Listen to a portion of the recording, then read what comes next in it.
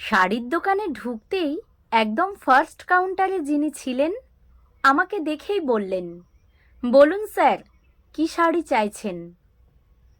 কটনের ছাপা শাড়ি কি আছে একটু দেখান তো। বাড়িতে পরার জন্য? হ্যাঁ বলতেই বেশ কয়েকটা শাড়ি আমাকে দেখাতে লাগলেন। দেখলাম সবগুলোই একটু ডিপ কালার। ডিপ কালার হলেও একটা শাড়ি আমার বেশ পছন্দ হলো।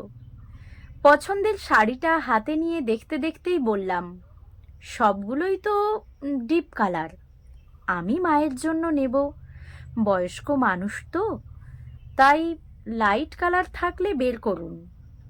কাউন্টারের ছেলেটি বললেন, আসলে আপনি আগে বলেননি তো, ঠিক আছে, কোনো অসুবিধা নেই, লাইট কালারের ওপর আপনাকে দেখিয়ে দিচ্ছি। হঠাৎ করেই 14-15 বছরের একটি ছেলে আমার হাতে থাকা শাড়িটা দেখিয়ে কাউন্টারের ছেলেটিকে জিজ্ঞেস করলো, এই শাড়িটা কত দাম আছে দাদা? ওই শাড়িটা এই দাদা নিয়ে নিয়েছেন। এ কথা বলতেই ছেলেটি শাড়িটা থেকে হাত সরিয়ে নিয়ে যে কাউন্টারে শাড়ি দেখছিল সেখানে আবার ফিরে গেল। আমি মনে মনে ভাবছি, এইটুকু ছেলে শাড়ি কিনতে এসেছে। মনের মধ্যে তখন কৌতূহল আমার। এদিকে তখন লাইট কালারের বেশ কিছু শাড়ি আমার সামনে মেলে ধরেছে। ওই ডিপ কালারের শাড়িটা তখনও আমি হাতে রেখেছি। ছেলেটি অন্য কাউন্টারে চলে গেলেও আমার হাতে থাকা শাড়িটার দিকে বারবার তাকাচ্ছে। বুঝতেই পেরেছি আমার হাতে থাকা শাড়িটা ছেলেটির পছন্দ হয়েছে। আমি শাড়িটা রেখে দিতেই কাউন্টারের ছেলেটি বলল, এটা আপনি নেবেন তো? না না, আমি এটা নেব না, ওই ছেলেটির পছন্দ হয়েছে, ওকেই দিয়ে দিন। ভেবেছে আমি শাড়িটা নেব, তাই কিছু বলতে পারছে না। আরে দাদা, আর ওর যা রেঞ্জ, তাতে এটা আসবে না। ওর রেঞ্জে আমি ওকে শাড়ি দেখিয়েছি, প্রায় আধ ঘন্টা হতে চলল, এখনো শাড়ি পছন্দ হলো না। জিজ্ঞেস করলুম ওকে, কার জন্য শাড়ি নিবি?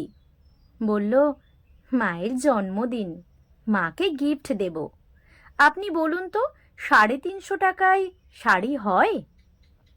এমন কথা শুনে ছেলেটার দিকে একবার তাকালাম। নিজের ছোটবেলার স্মৃতিটা নতুন করে ভেসে উঠল একবার। আমাদের ছিল নিম্নবিত্ত পরিবার, তখন 11-এ পড়ি। পুজোতে মাকে উপহার দেব বলে একটা শাড়ি কিনে এনে মাকে দিয়ে বলেছিলাম, মা, তোমার জন্য এনেছি। শাড়িটা দেখে মা তো অবাক, জিজ্ঞেস করেছিল, এতগুলো টাকা তুই কোথায় পেলি?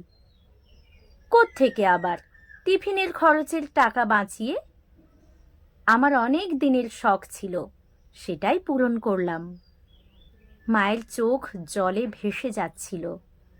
মা যে সেদিন কি পরিমাণে খুশি হয়েছিল বলে বোঝাতে পারবো না।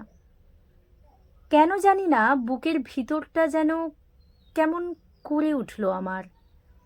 ছেলেটির দিকে তাকিয়ে আমার কল্পনেত্রে এক অনির্বচনীয় আনন্দের ছবি ভেসে উঠল, যেখানে রয়েছে ছেলেটি আর ওর মা। কাউন্টারে ছেলেটিকে বললাম, এই শাড়িটা ওই ছেলেটিকে প্যাক করে দিয়ে দিন। এটার দাম যে অনেক বেশি, 680 টাকা দাম আছে। বাকি টাকাটা আমি দিচ্ছি, ও তো জানে না শাড়িটার দাম কত, ওকে কিছু বলতে হবে না। কাউন্টারের ছেলেটি অবাক হয়ে বলল, আপনি দেবেন? হ্যাঁ, আমি। ছেলেটিকে ডেকে জিজ্ঞেস করতেই ছেলেটি বলল, হ্যাঁ, এটা আমার খুব পছন্দ হয়েছে। ওই দাদা নিয়ে নিয়েছে বলে আমি কিছু বলিনি। এটা 350-র মধ্যে তো? দোকানের ছেলেটি বলল, এটার দাম 350ই আছে। ছেলেটি সঙ্গে সঙ্গে পকেট থেকে টাকাগুলো বের করলো। দেখলাম সবগুলোই 10-20 টাকার নোট আর কিছু কয়েন।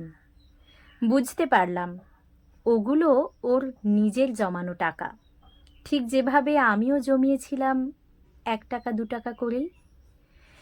ছেলেটির চোখে মুখে সে এক অন্যরকম আনন্দ, একটা আলাদা খুশি।